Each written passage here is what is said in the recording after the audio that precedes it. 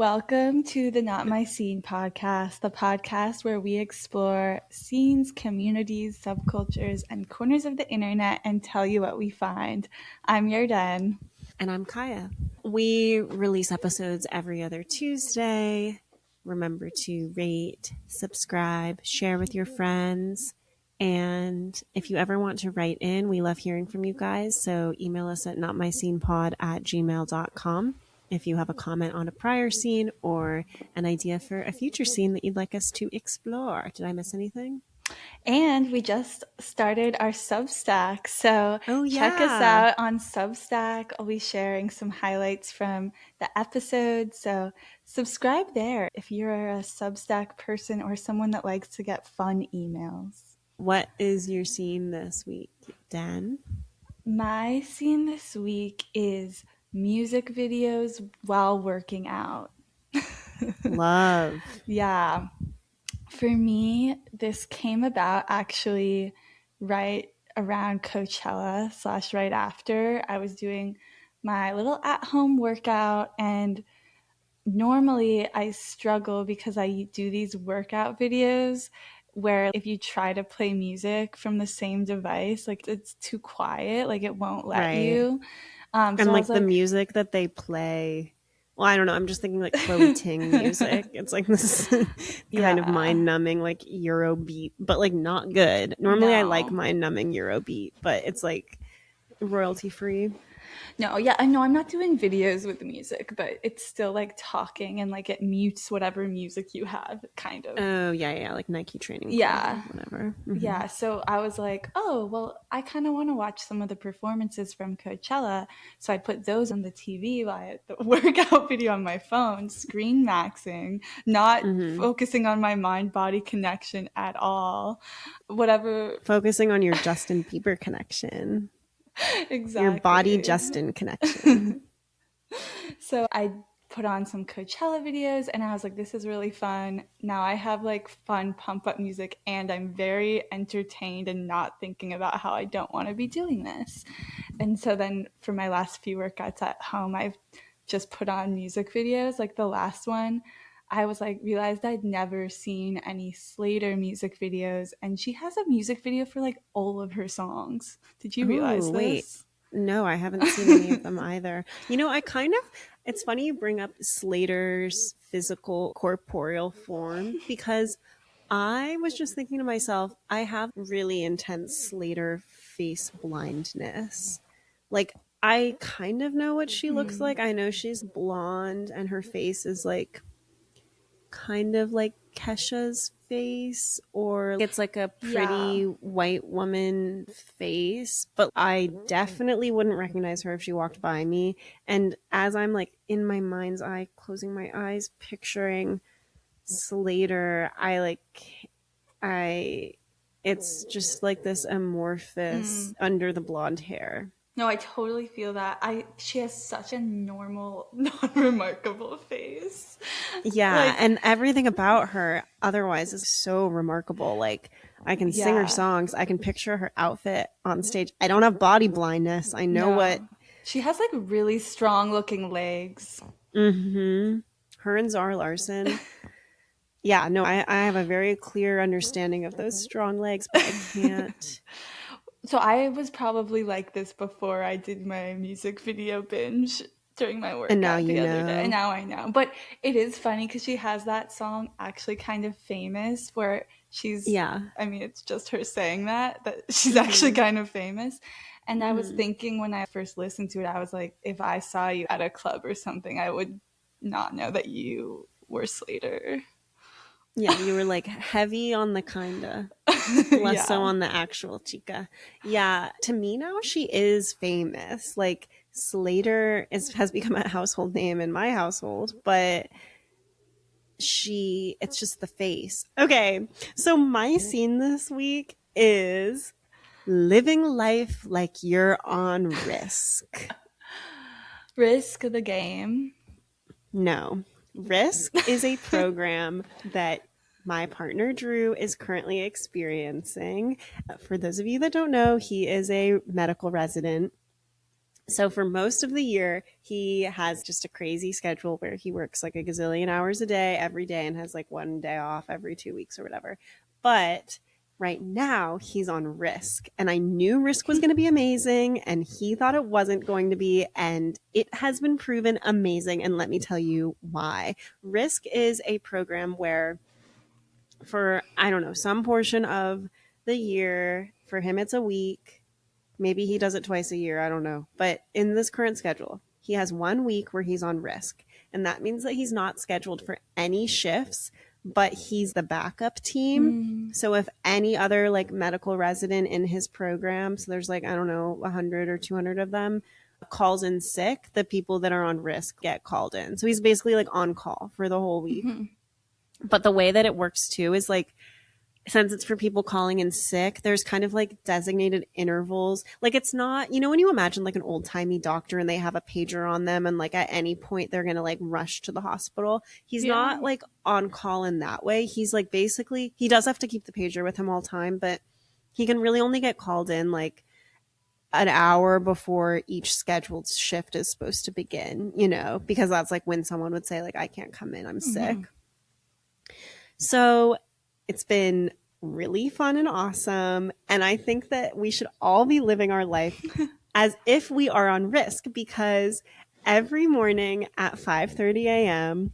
when he doesn't get called in, and every evening at like 6, and then again at like 8 when the like normal night shift and then like the emergency night shift gets staffed, he feels like, and I feel like, the luckiest guy on the damn planet. Like, this is just the best day. We have won the lottery every time he doesn't get called in. It's like he is living life to the fullest in his Risk shifts that he's not called into the hospital for. He experiences pure freedom for the next 9 hours because it's like stolen time. It's like living on stolen time, Literally, I was teasing him about this last night, and I was like, I wish that you were on Risk all the time, because it's given you the attitude of like, it's like, man, you ever had something taken away that you love so much, and then to get it back, it's like seeing the world with new eyes. Like, that is us on Risk. Literally. It's like people were that like thought that they were gonna die like from something, like, and then they have like 10 more years that they get to live, and they're like, woohoo! Exactly. He is experiencing the little death every time he doesn't get called into his shift. Like, it's so awesome. This morning, he didn't get called in, and I got up first, and then he woke up as I was like getting ready, whatever, futzing around the room. And Drew, he rolls over, he opens his eyes, he checks the pager, he looks at me, and he goes, first words out of his mouth, how did I get so lucky? Smile on his face. I was like, have you ever woken up and had the first words that you've ever said be, how did I get so lucky? I don't think so. And that's the magic of Risk. That is the power of never knowing what the future holds and just seizing the freaking day, carpe diem style. It's awesome. So how would you apply that to you having a normal job?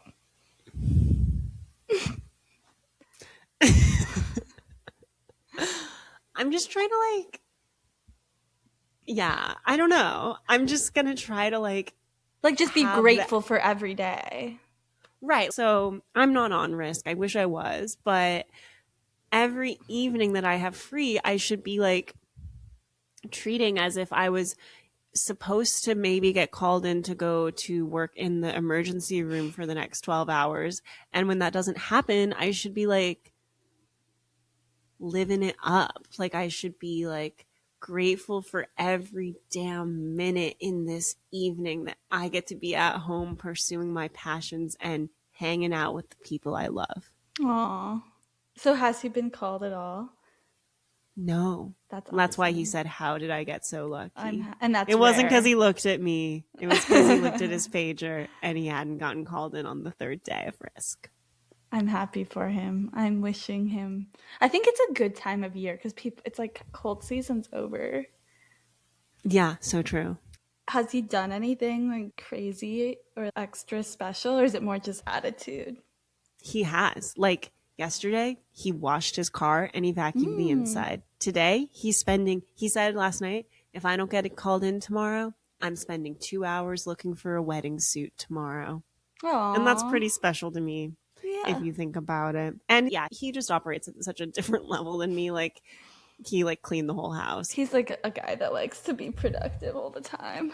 Yeah. But yeah, I feel like he's like, I'm going to work out. I'm going to sleep in. I'm going to clean the whole house. I'm going to do like the chore that I've been putting off for a month. Cause it's like living on borrowed time. When I'm And living on borrowed time after I almost die, you know I'm gonna want to clean the house and the car.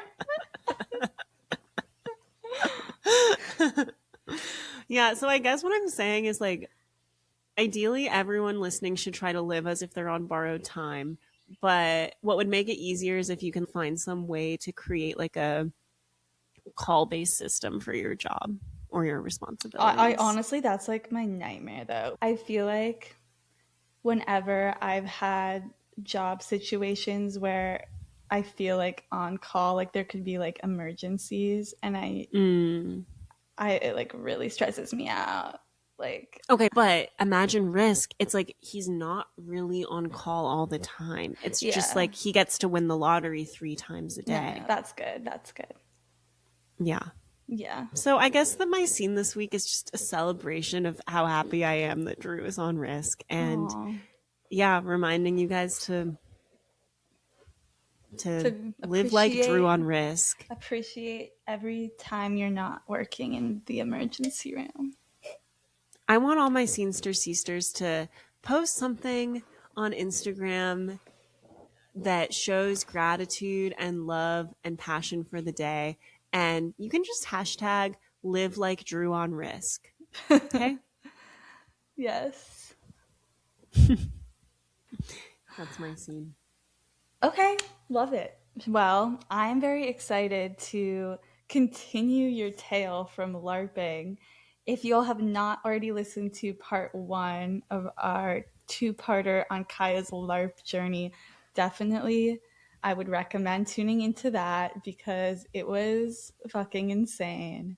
And I can't really imagine what's gonna happen since you started the werewolf story being like, this is when things started to take a turn. Yeah, no, definitely listen to part one first. I feel like there's important context in there for what's going on. And we're just going to jump right into day two. Mhm. I will say that like werewolf was the turn. I think about my time LARPing as before werewolf and after werewolf. So, anyways, I go to sleep day one, feeling pretty disappointed and a little bit like not wanting to do more combat after that experience. But luckily, my day two plan was in some ways less ambitious than I had initially intended because I had indicated interest in like a lot of different stuff and I didn't get immediately assigned to it because we had enough people on those encounters already. You were kind of And on call. yeah, I was kind of on call, but something nice about LARP is I was told like these bigger scenes that involved most of the NPCs, they were like, we always need more goons Mm. and goblins and henchmen. Like, if you want to get in there, like, girl, get in there. So I wake up and I'm happy to see that I don't have any intense combat planned for the day. I had volunteered to participate in a scene where there was going to be like this trail where the well, if you remember the well Yeah. from the night before, the well is still there, and there was going to be like ritual magic happening around the well, and they needed a bunch of NPCs to be alongside the trail in front of the well, kind of like acting possessed and kind of milling about, but kind of being like, we don't know why we're here. And then if any players got too close to the well, we had to attack. And we were going to like attack and be like, I don't know why I'm doing this. Like, stop. I don't want to hurt you. But basically, like, try to get the players away from the well. And that was going to be like the obstacle they were navigating as they tried to find this like hidden object in the forest that was like Okay. surrounding this whole area. So I was originally going to do that. I wake up feeling incredibly weary about more combat. I'm told that like this might not even be an active combat encounter depending on the way that the players like navigate it. Like if they heed the peasants' warnings, if they feel like they want to be More like cautious. more cautious. But of course, a lot of them are like in full armor and they could just like fucking like mow us down. We're just like peasants with no armor. So I was pretty weary. So I got up, I put on my NPC blacks, and I, You know, those marched my way. stink from the day before. Yeah. You know, when like dogs get like kind of wet and make like fear scent when they're like really Yeah. scared. Yeah. So like my NPC blacks are like stinking with fear scent from being a werewolf. I decided to ask if I could just observe the possessed peasant scene. And I'm told I can. So they have a system. I don't know if I said this before. You put on a white headband, and Hmm. that means that you're invisible. So I get my white headband, and I follow the group of NPCs and the like person who's running the encounter over to this area around the well. And this was like really nice. It felt like I was just like watching a show basically. So I get there and I really wanted to be like out of the way of what was happening. And I Hmm. am wearing like kind of elven clothes. Like I have like a beautiful velvet green cloak on and historically anachronistic shoes and all of that. And I go and I like sit in the woods in this like patch of sun where I have like a really good vantage point of what's going Mm. to happen. And then I just observed this scene and it was really awesome because without me in the scene fucking up everything, it was like the NPCs were like so on their A game. The players come in and they start like talking to people, and everyone is like so committed to their role playing. And pretty quickly, like some people get hurt because they get close to the well and people start getting attacked and they're like cutting off a few of the NPCs' limbs. So the NPCs are like screaming and crying, and some of them are like Oh. on the ground. But it was so interesting because like more and more players are coming, and it was really fun to watch the way that the players engage differently with the NPCs depending on who their player is. So there's like healers that come and they start trying to heal the NPCs. Meanwhile, there's some kind of evil dude who's very like devil may care, who's like ostensibly trying to do the same task as the healer, but is like the reason that this person just got killed or their arm chopped off or whatever. The NPCs were just like amazing. Like I watched this one woman, she's so good, and she's like crying, she's like sobbing real tears, and she's next to one dead NPC, and she yes anded the fuck out of the Wow. encounter. Like someone is like, come with us, like we're gonna take you back to the tavern and we'll heal you. Like we can't solve this problem here. And she's like screaming and sobbing. And she comes up with this plot that the dead NPC is her brother. And she keeps being like, you have to save him. And then like when they're like, I'm sorry, like there's nothing we can do for him, she's like screaming and she's crying and she's like beating the ground and Oh she's like, my god. I'm not going anywhere with you people. Like, you fucker. Well, she wouldn't say fucker. She's like, I'm not going anywhere with you people. Like, you killed my brother. I'm not going anywhere with you people. Like, she's just like completely hysterical. It was She's crazy. like giving an Oscar winning performance. Literally, like, I'm crying. I'm trying to be invisible, but also I'm applauding. Like, I can't. It was awesome. So, as an NPC, would she be able to go with them and go over to another place, or is she supposed to stay where she is? Yeah, I feel like it's whatever goes. Like, Yeah. I Like, think you don't it, want to be like, no, I'm staying here. Like, you're like, yes, right. anding. Yeah.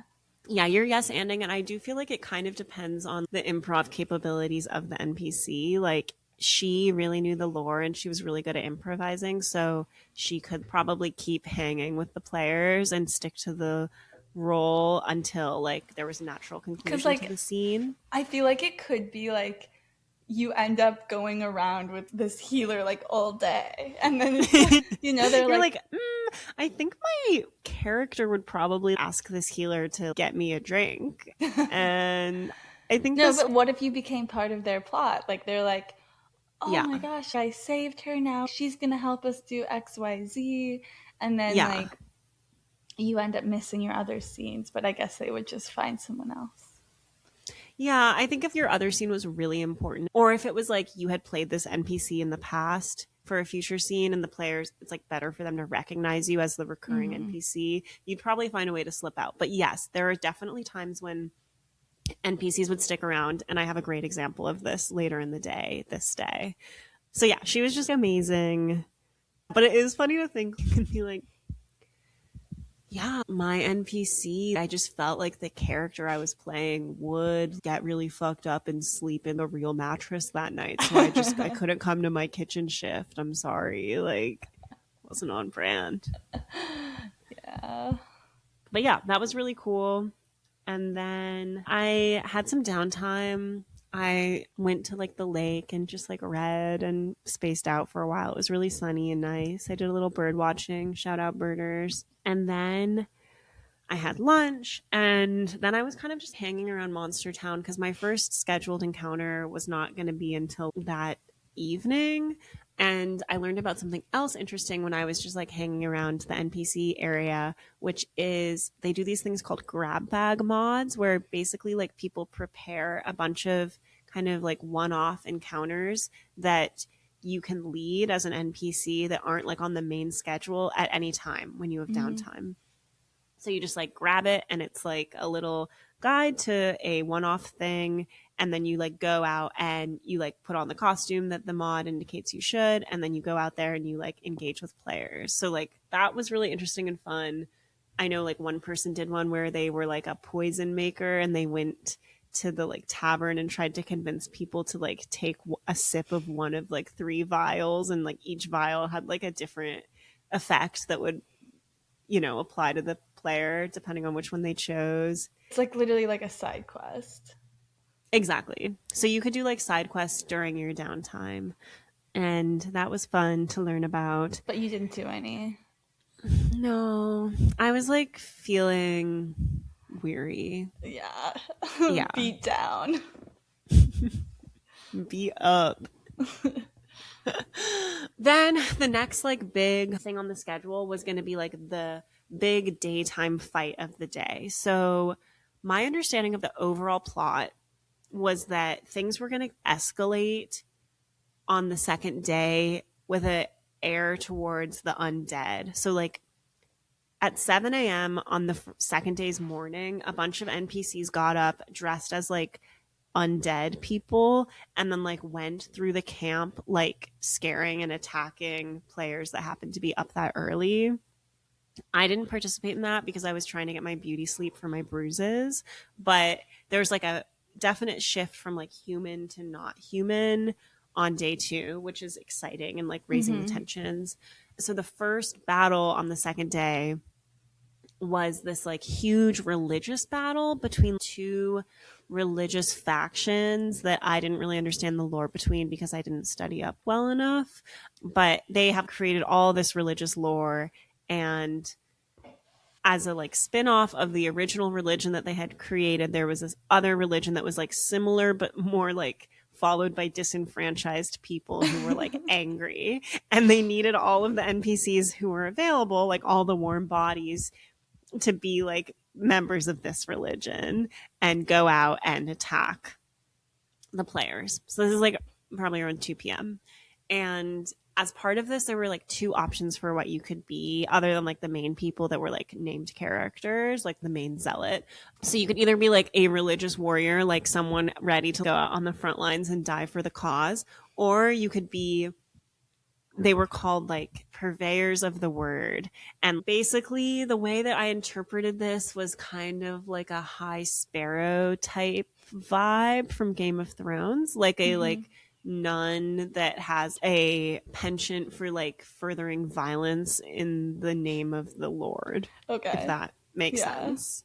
And I was interested in being this like violent nun type because it's the job of this character. There weren't as many, first of all. There's like basically as many like fighting zealots as we can get, and then they wanted like 1 or 2 like religious nun violent types that would be at the back lines of the battle and would be basically like blessing the troops. So every time they respawned, you would have this power to yell a like vaguely scary and religious saying. And they like provided some, but we also kind of made up our own. Can we hear an example? Yes. So you'd be like, shear the flock. That was my favorite one. Another one was like, by the dawn's wrath. But my favorite was definitely shear the flock. I want to try to think of one like like something like curse the something. Yeah. You would have to know more about the lore of maybe the curse the creatives. Yeah. Curse the liberals. Or you could say like, shed your skin. Like, I feel like a lot of the things I was yelling were like more metaphorical. The way I thought about it, I was basically just LARPing at this point as the High Sparrow. There was not that much in the text that said be the High Sparrow. But after my werewolf experience, first of all, I wanted to be covered up. Like, I didn't want any open skin. I donned this outfit that's like very nun-like and very austere and big and covering. So it's like gray, natural fibers hanging down very low, and this gray head covering that basically covers everything except for a little hole for my face. And I have a little dagger that's not going to do anything for me. And I have prayer flaggy type things with scary sayings written on them, like hanging from my hips. And the whole thing was like very battle nun, I would say. Yeah. Okay, I'm still trying to think of one. Like, rotten are the fruits. Yeah, that's okay. Vaguely homophobic, I would say. That seems to work. It definitely does. I don't think this is a tolerant religion. It's about giving everything up, you know, and like, yeah, rotten are the fruits. Really good. Okay, sorry. Any others? Rotten are the fruits is so crazy. Or like, clip the flesh. Take the Ozempic. Shed your ghastly desires. Good. Limit thine screen time. I'm trying to think about like vodka sodas only. Like nothing fun. Oh. Adopt a clean girl routine. 75 hard. Yeah, so I was like at the back yelling 75 hard. No, so I did have to yell a little bit more because I also had to tell them what I was doing. So I would basically say like, zealots of the faith, shear the flock, +2 to tough. And then they would all know that they had like +2 to tough. Because and they would go out. Your blessings were giving them extra power. Mm-hmm. But I also had to be clear that it was only going to the zealots on my side and that they were all getting it. Because we didn't want the players to think that by me yelling 75 hard, they were also going to get improved armor. Yeah. So that was my kind of improvisational role. And that sounds fun. No one hit you. So I get out there and there was me and one other girl who was also a battle nun type. And at first things are going really well. The zealots are like spawning at the edge of this clearing where we are, and then they're rushing out there. And it was really fun, honestly, to watch this combat because it was daytime, so I could see. And the people who were fighting were just much more skilled. Like they were like fighting, you know? Yeah. So I'm watching. It's really exciting. There's a woman out there with a bow and arrow, like hitting people with the arrows, and they're like having to drop their weapons. I'm having fun watching everything that's going on. And I feel like it's going well. Like they're respawning. I'm yelling my stuff well. No one's being like, let's try things a little differently this time. It feels like things are happening in a good way. Then something really scary happens, which is that the players realize that we are the source of strength for the fighters, and so they start to target us. First, I watch in horror as my fellow battle mage gets captured.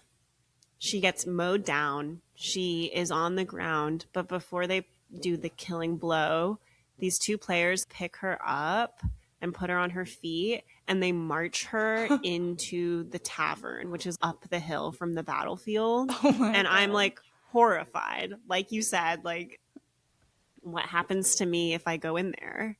She's on the verge of death. Like she's got limbs hanging off. Yeah, she has flesh. She has shorn the flesh, and she is marching in there to be questioned. And once again, I don't really know the religion that well. So I feel like I can say austere shit, but for how long? You know what I mean? Yeah.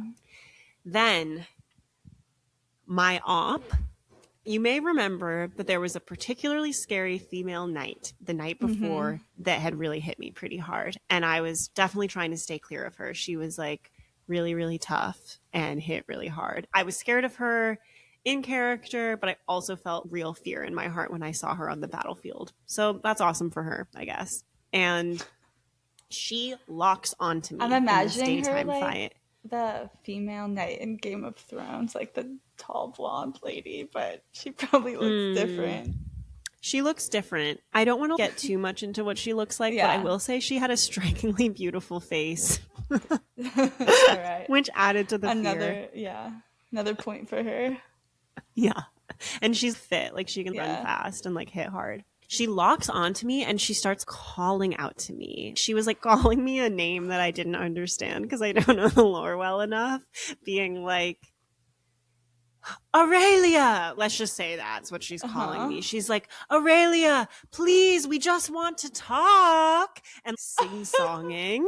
And she starts walking towards me with intention. And I am getting very nervous in my battle grays. I don't have any wet armor on. I have a little dagger for vibes, but like it's floppy. Like it's so short and tiny that it's just a floppy little rubbery thing that I've tucked into my belt. So I feel completely defenseless. She starts coming towards me. She's like, I just want to talk. And I just start fully sprinting away completely. I lose all sight of the battlefield. I'm just running as fast as I can away from this woman because I don't want to get hit. And I guess I went too far from the action and I left the designated area of the field. And so then she's like, is she still in play? Asking like the person who's leading the battle, like who's marshaling all the combat. And they're like, yeah, she's still in play. So then I have to like, I'm like, like sorry, you're in the part of the state park that's just normal people camping.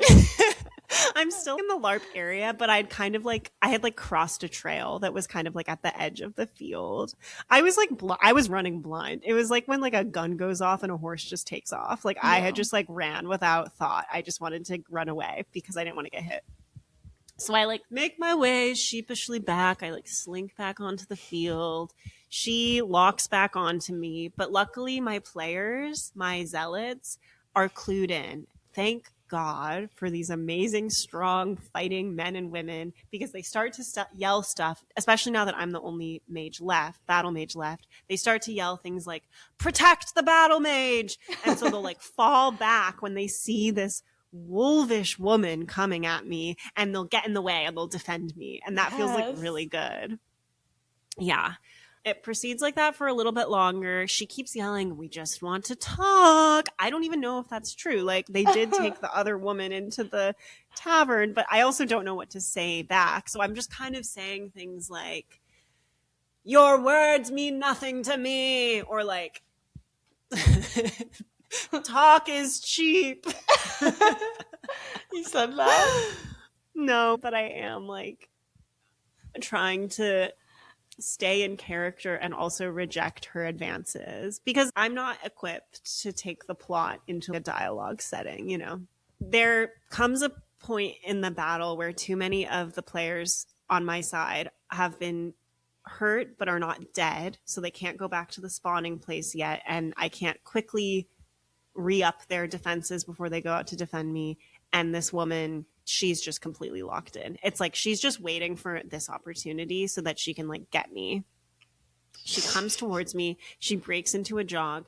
I'm running full sprint. I'm just running as fast as I can in now this confined field where I don't know where else I can go. She's chasing after me. She's yelling. I'm like, I feel like I was screaming at this point, which is really not what my woman would have done. I don't think my woman ever would have run, honestly. I feel like the high sparrow would just stay proud, high head. Sprinting away from something you're scared of as an adult is so embarrassing, whether you're I'm LARPing or playing not. tag. Yeah. So I'm running as fast as I can, which is not fast at all. My gray linens are like flapping in the wind. I'm trying to keep my headpiece on, and I see people coming near me and they're swinging, and I just fold. I don't want to get hit. I feel the lightest touch, and I just pretend to go down, basically, because I don't want to keep running and have them hit me more. Mm-hmm. I get on the ground, immediate surrender. You've got me. Don't let that woman near me. And then they were incredibly respectful and consenting. Someone whispers, "Is it okay if I pick you up?" And I'm like, "Yes, thank you." And then they hoist me to my feet very gently and they start marching me over to the tavern. Oh, because you're not dead. You're just down. I'm just down. They start marching me towards the tavern. I'm scared. They're trying to talk to me. I'm not responding. I've gone mute. And then my knight in shining armor, the person who's like marshaling the combat, runs over because I guess when they had taken the first woman, they just hadn't seen, like the people running the encounter hadn't noticed. So he does run over and he's like, no, no, no, you're going to come back with me. And he brings me back to the respawn area. Okay, And then I so get she to just wasn't keep battle supposed to maging. go. She wasn't supposed to go, but it was like once she was there, they weren't gonna like go and get her back because Yeah. like the players had done it. It seems like they So should have let you, like, if they were letting the players dictate the game.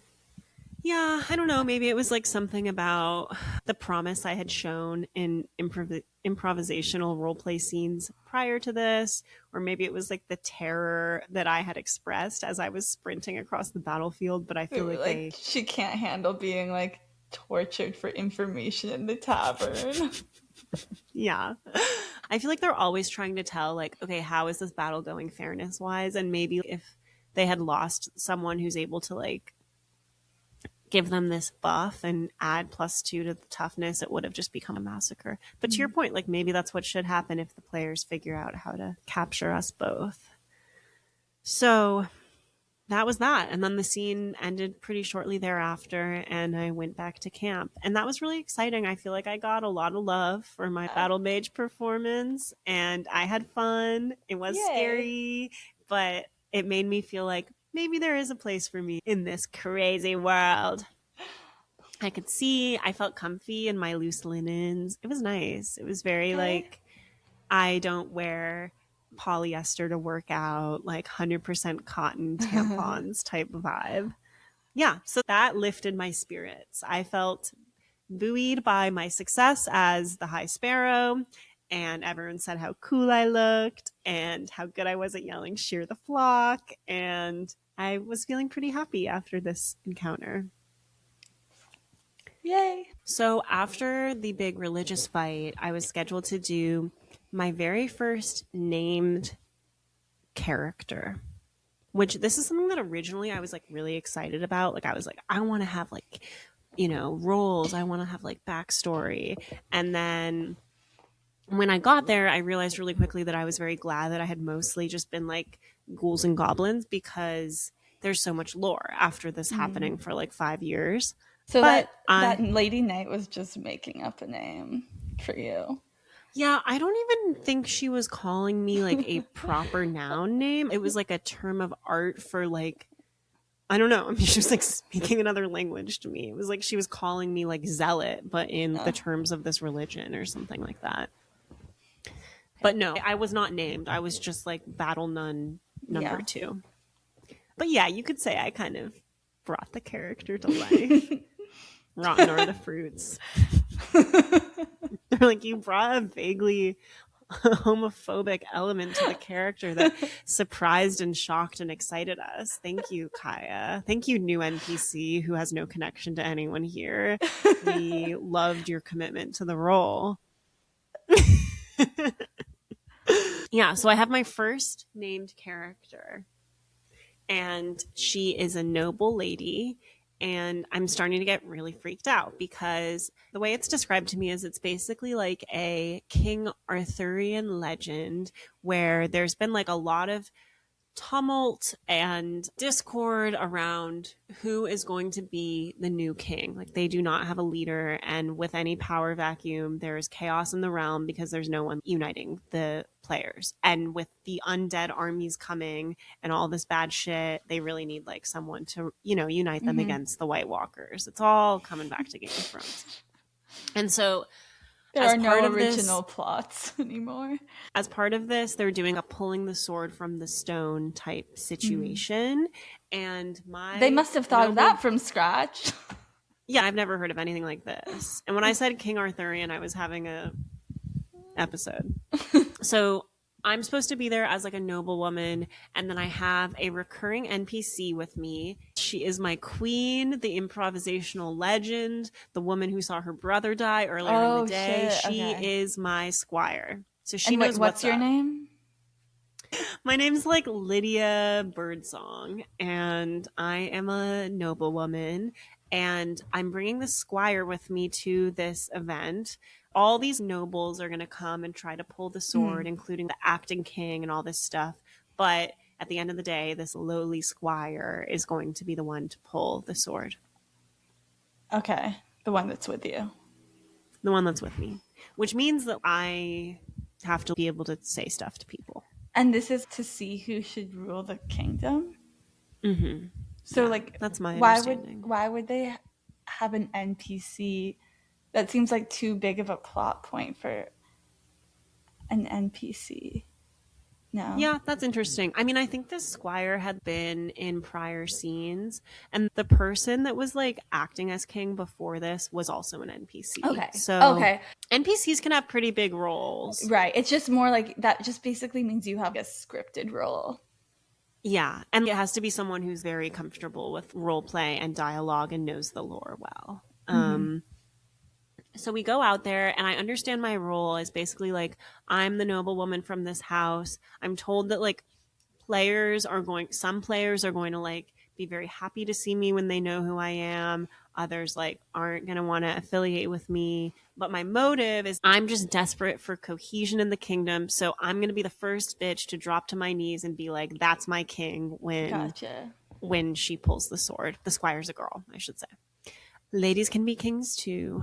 So I get out there and I'm pretty nervous. It's like a crowd of players and they're coming down into the field where the sword is going to be pulled. And they're doing a no kings march. And they have pussy hats on. I don't have one. So yeah, I'm nervous. I'm trying to virtue signal. I have a sign up that I just made that says like not my king or like for our daughters. Rotten are the fruits. Yeah. I get out there. They have this awesome prop once again. It's like people are trying to pull the sword and it's not coming out. And to this day, Like I it's can't like tell an you. actual rock with a sword in it. Yeah. Wow. If you're ever wondering, is it an actual that in this LARP? Yeah, it's that. I was actually shearing the flock when I was yelling that. I don't know how they did this. Like there was some cool mechanism where I'm getting a little ahead of it, but like when she pulled it, it did come out and it was awesome. But this Wow. scene was like way out of my comfort zone. I'm talking to people and I feel like I'm bringing a really fucking weird energy to the group. I'm telling myself that I can be cold and a few words because I'm so noble and rich, but I think it comes off as just very nervous and awkward and not friendly in a way that's like weird to other people. I'm introducing myself to people as need be. I'm nodding a lot. I have like my hands behind my back in kind of a dignified way. I keep saying things like, I just hope that we can find clarity in the situation soon. True NPC behavior, like I'm just saying these like lines that don't really make sense and aren't really about anything. Sometimes I'll be like, here, after someone says something and I don't know what to say. You're like kind of like a centrist liberal. You're like The problem is we just need someone that can unite the country.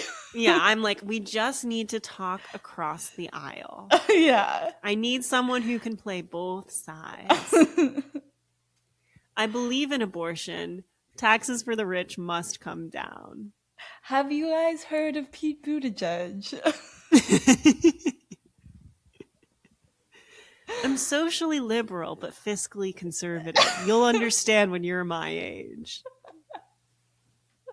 Yeah, people aren't really responding as I'm saying this stuff. No, but I think I'm like doing an okay job because I've understood that like maybe a noblewoman would not be very friendly, but the squire woman keeps trying to like get me to shine. Like she keeps being like, I think you should be closer to the front with the other nobles, milady. Like, okay, because I'm like standing behind her. She's like, I think you should be in front of me, milady. And I'm like, yeah, okay. And standing in front of her.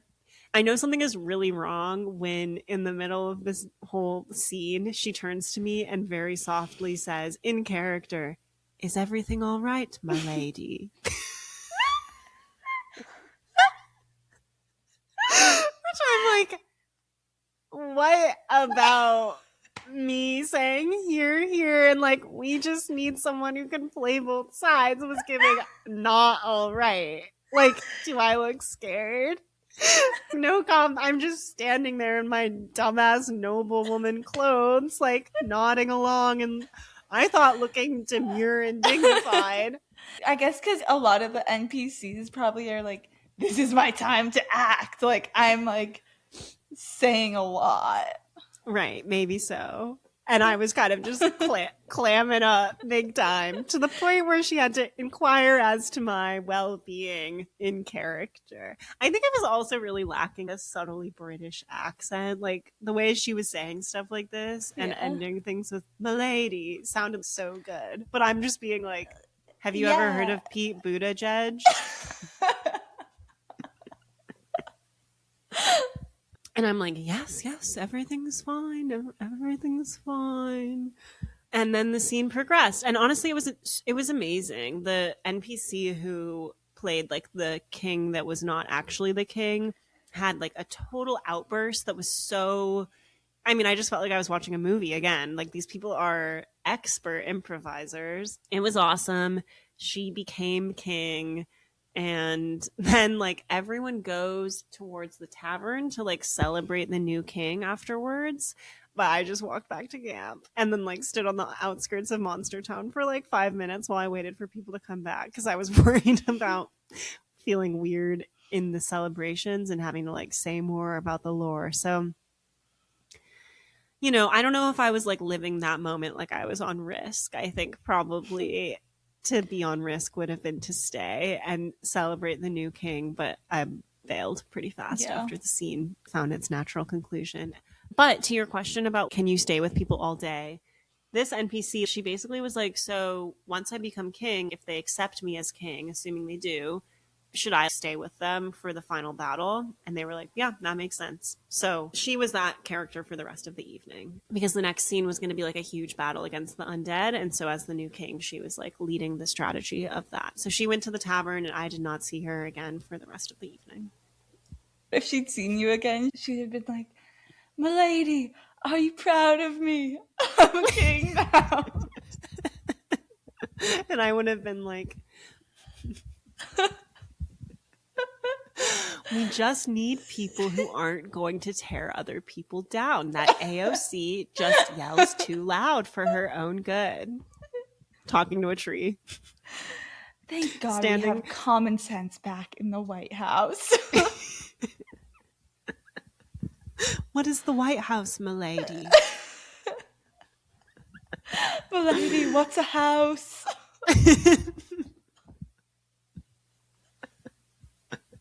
Milady, I don't know what gun control is. Do you mean sword control? So cringe. Anyways, that was my big scene as the noblewoman Lydia Birdsong.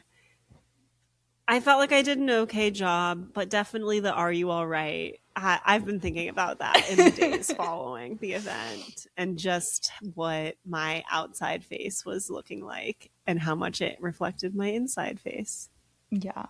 I mean, that's definitely happened to me in social settings where I thought I was looking fine. Yeah. And then someone's been like, "Are you tired?" Right, exactly. Like this was someone being like, "Do you need to leave the party?" Yeah. When I thought I was like cheersing and living my life like it was my last night. I thought I Yeah. had a big smile and people could tell I was loving being a noble woman, but actually it was clear that I was feeling really socially drained.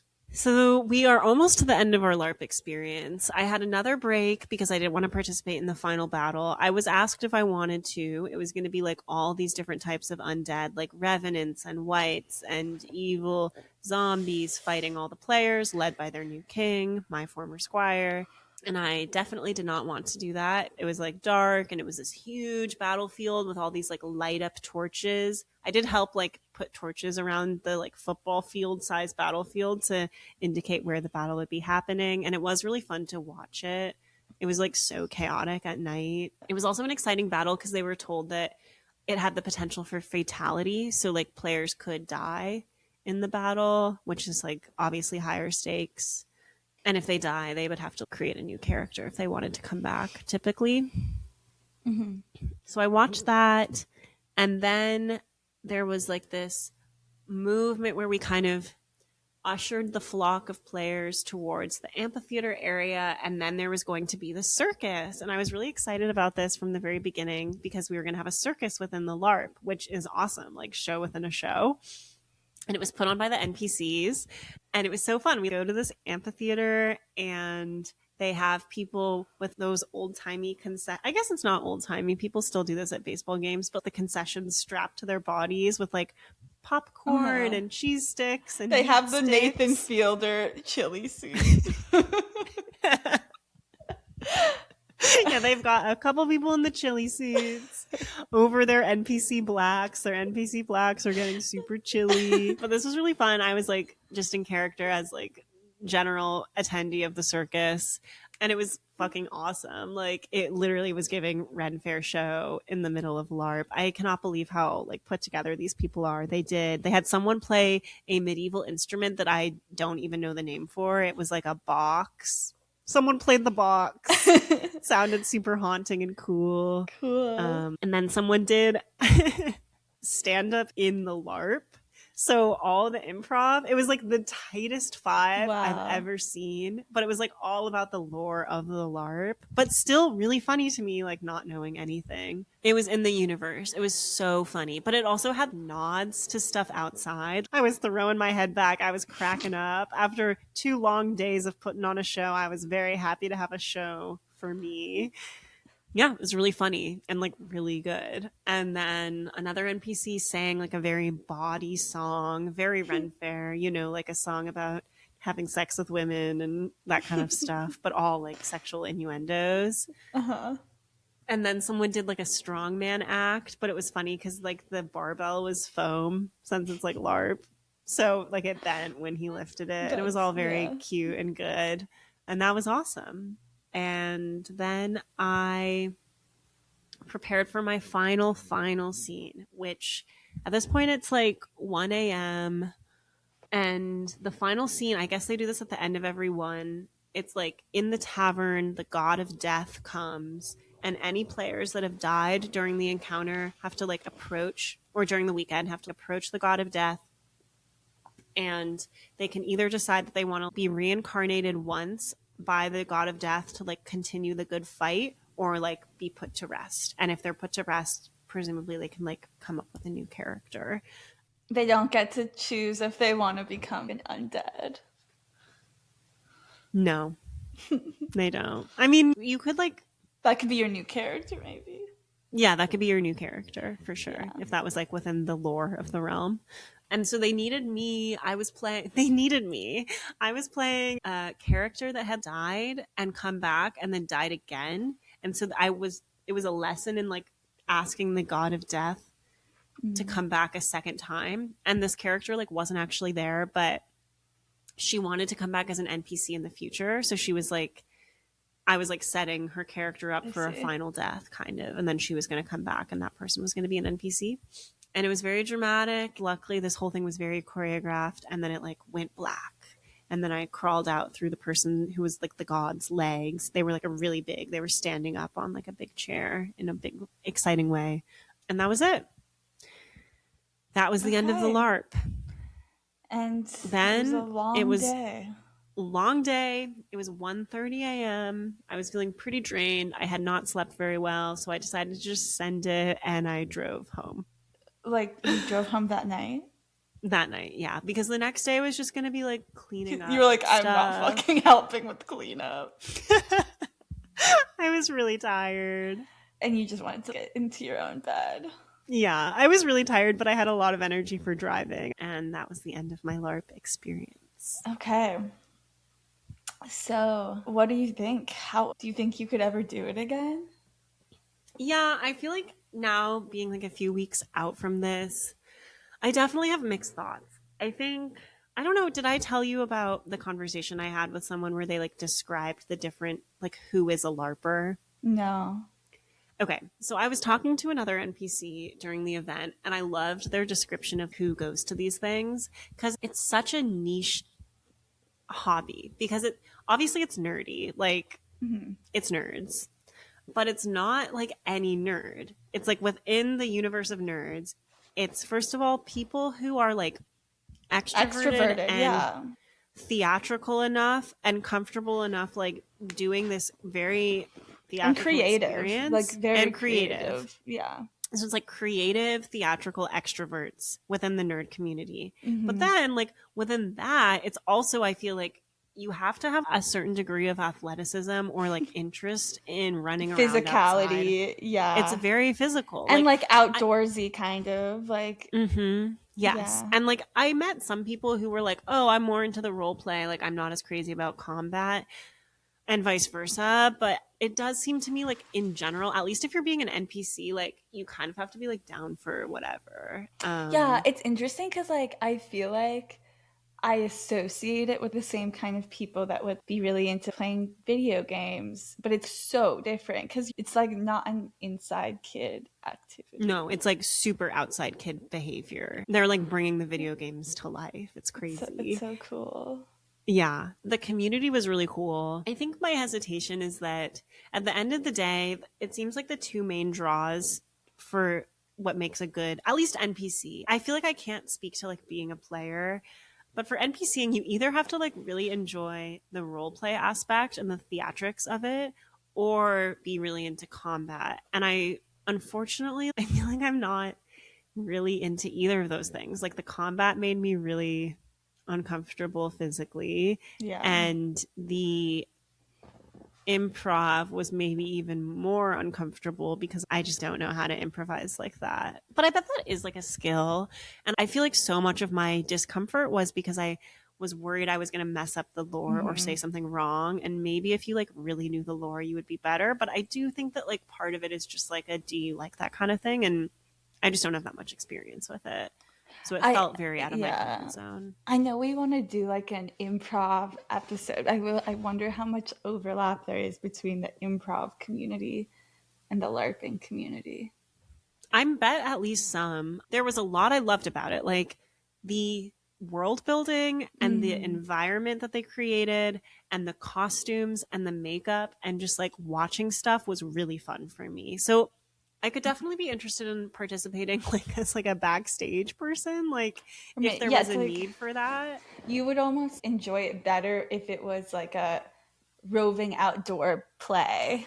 Right, like I want to engage with LARP as a spectator sport, and Mm-hmm. unfortunately, that's not the point. Like, what makes Yeah, LARP so good is that everyone there is like doing it for each other, and each person's contributions like make it that's so real. cool to me because it really is like grown up version of playing pretend. Like it's like that's what it is. But it's like Totally. because we're adults, it's like really leveled up and we have access to like resources and things that cost money and like we have rules like Right, right. yeah. I feel like there's a lot of ways that we as adults try to connect with childhood wonder and pleasures.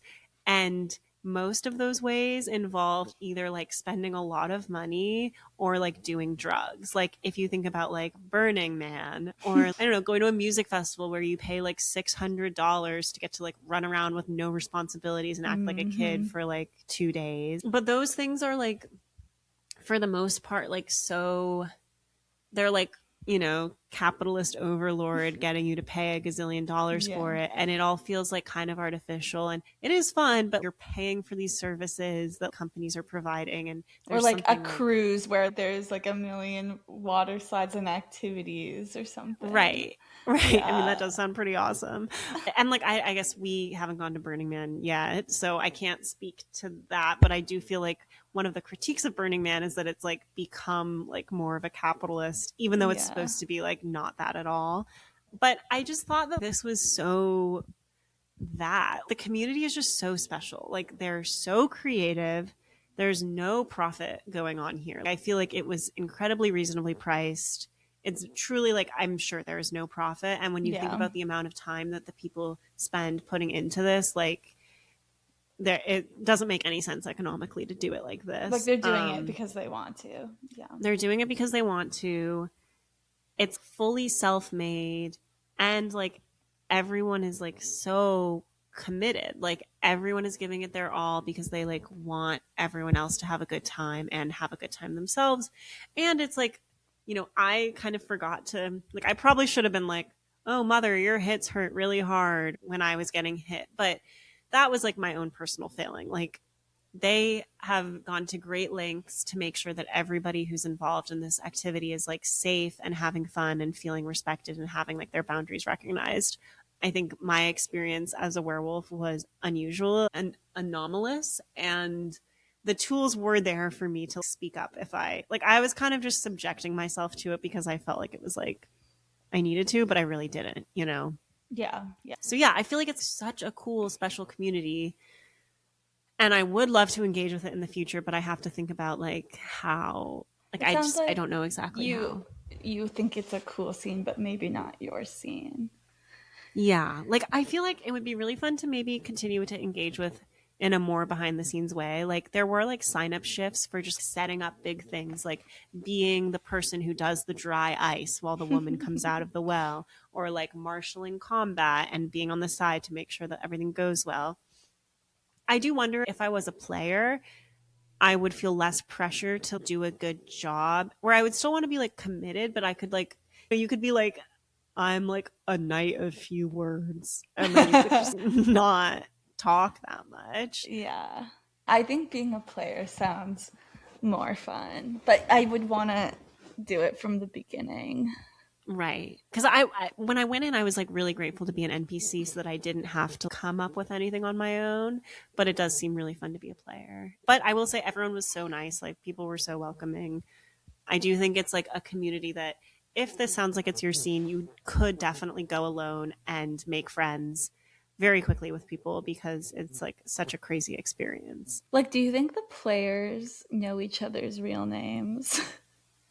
Yeah, I do. I don't know. I think at least most of them Yeah. do. Like on cleanup day, they're like in their normal personas. Yeah. On cleanup day, they're in their normal personas. I don't think it's like one friend group that's doing this, but I do Right. feel like people get to know each other probably. Yeah. But also, I don't know, because in the Discord, I feel like the players had their player name as their username. Did you see that people traveled from like out of state? Yeah, people traveled from out of state. I feel like if you started with this LARP and then you moved or something, you would want to continue. For sure. No, there was definitely out of state people. There were people that came from Canada, I think. There definitely were, actually. So people came from out of the country. And I heard about other LARPs. Like apparently there's a LARP somewhere in Europe where it's like a vampire LARP and everyone stays in Oh, a castle. that So sounds crazy. awesome, Yeah. but scary. Yeah. The opportunities are endless. I heard about cyberpunk LARPs and like space cowboy LARPs and Star Wars LARPs, and there's a lot out there. I think it's definitely a awesome kind of hidden community. It's not hidden, but I feel like I just really didn't know that much about this until, Yeah, I was like literally just imagining the park fights like you yeah. mentioned. Yeah. But really, LARP is like any kind of adult make believe. And I think, Yeah. sometimes we laugh at make believe because of the sexual connotations around role play, but it is a nice way to actually preserve make believe as a pure activity. I mean, I'm sure people are getting down, but that's not the whole point. There's not much time, it sounds like. Definitely not as an NPC. My NPC did not have time for a man. There was no space for a relationship. I yeah, now I'm like wondering if anyone hooked up in character. I mean, I'm sure people do that, I'm but sure people do. I didn't really engage with the players very much outside of the encounters, but I heard that people were players were like inviting NPCs to their post game bonfires at the oh my god. after the final scene. I just hightailed it out of there and drove home. But I feel like people stay up till like 5 a.m. and are But like like I was like partying. imagining if they did it like in game and it's I like think they do that it too. doesn't count as cheating because I was in character. Yeah, It's not that's so. gay because I'm in character. My character's gay. Yeah, I don't know. I didn't hear about that. I would assume it happens. I do feel like it's like in the cabins, there's like really strict rules to make sure everyone's comfortable. And they had something about like in the player cabins, like role play goes till like 2 a.m. and then like you're out of character. But there was something about like if you want to stay in character, it's like kind of player's choice. Like you can do it if you're comfortable with it, even when you're sleeping. But it's crazy. Like I'm the players, they have Bro, to I like. heard you say something about your iPhone in your sleep. Can you work on that? It really took me out of it. I was jerking off thinking about a medieval wench, and you started sleep muttering about an iPhone, and it really took me out of it. So I don't think I want to bunk with you next time. People though, this was like crazy to me at first. This did not apply to the NPCs because the NPCs were in like NPC only cabins, but I remember reading about basically everything is fair game in the game because like there are opportunities for stealing and pickpocketing and like rifling through people's things for clues. So anything that players have that's like not in game, they have to put in like a little box Oh that's my labeled god. like OOG or whatever, like out of game. Like So their it phone truly or is like, wallet or something. yeah. So like that was kind of overwhelming That's sounding to crazy. me. I'm also imagining again people like hooking up in character and being like, a condom, I've never heard of that. Didn't you I feel take like your that's like herbs? that's something I feel like Adam Driver's character in Girls would do to Lena Dunham, like staying in character for like an old timey play. Yeah, you would.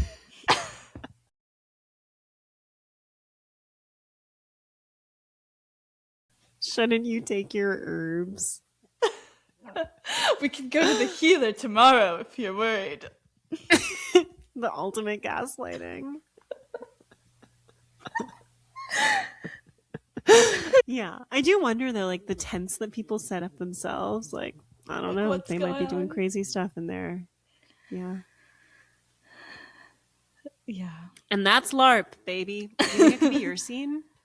What do you think? I am very interested in the role play part of it. Like I think Mm-hmm. like I love a little acting challenge. I think I would be really intimidated in this setting, especially like coming in midway. But I feel like if I felt comfortable, it would be fun to play as a character. The combat does not sound that fun to me. That sounds scary. I don't like being chased. No, me neither. That is so true. What a good way of putting it. I don't like being chased. Like And that is what I yelled when that woman was chasing me across the field, probably, and I blacked out. And that's why they said she has to come back with us after I fell on the ground and they started marching me towards the tavern. yeah. Hey, you went a little out. It felt like it was a little OOC when you screamed, I don't like being chased. I'm pretty sure the High Sparrow doesn't mind being chased, so. She would probably be cackling maniacally. But you Judge were me like if you screaming with can. like a desperation that was a little bit concerning to the marshals. Are Yeah. you okay, my lady? Are you all right, my lady? I'm gonna start saying that when I need to check in with my friends. Yeah, it would be really fun to go together. Maybe we should Yeah, do LARP part 3 and try to go. that would be so fun. Or I just, we think you would don't be even really have to good. make content. We can just go. So true. You guys will never hear about it. Rotten are the fruits.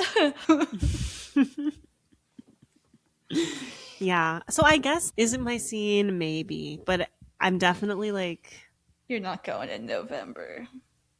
I probably would if friends wanted to go. I would go in November, yeah. Yeah.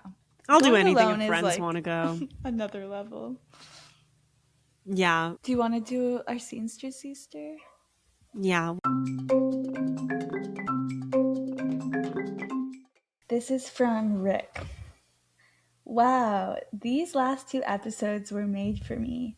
I feel so heard by August, even though I'm not at dumb phone level, but her take on the news cycle I agree with so much, and I haven't really heard people talk about it that way.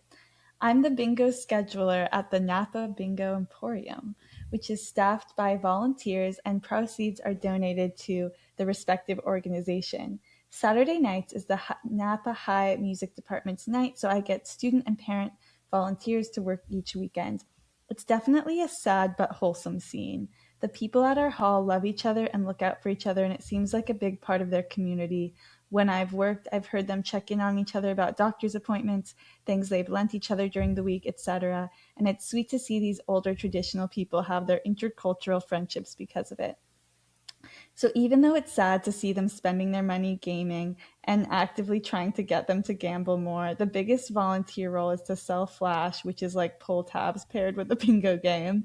I like to think they come back for more than just the chance at winning big money.